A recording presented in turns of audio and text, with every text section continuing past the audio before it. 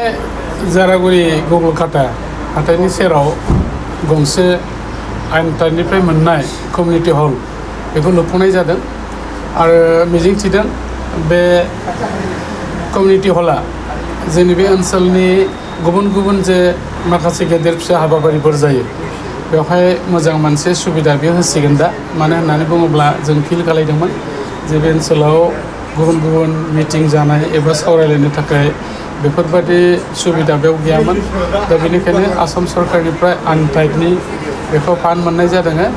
25 लाख दा बेजोंहाय जाय बिथांमोना मोनदों बेखौ मोजाङैनो मावफुंनानै होबाय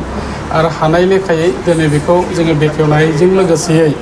रायजो राजाफोरनो थाखाय जों बेखौहाय दिनै सुबिदाखौ हगारनानै होनाय जाबाय जाय बिथांमोनहा बे ओनसोलनि माबा मोनसे गोनां जुदि बेयाव मेल खुंनांगौ जायोबा बेयाव फैनानै खुंफैनो हासिगोन दा बेनिखायनो आसाम सरकारखौबो आं थेंक्स होदों बिथांमोना जायगा जायगा बेबायदि सुबिदाखौ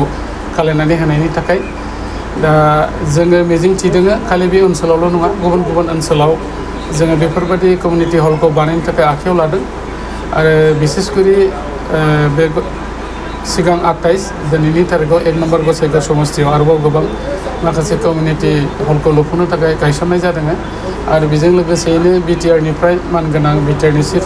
प्रमद बर' बिथांनि दैदेननाय आथिखालनि सरकार बेयो सुजित नार्जारिनि मेम'रियेलनि मुङावहाय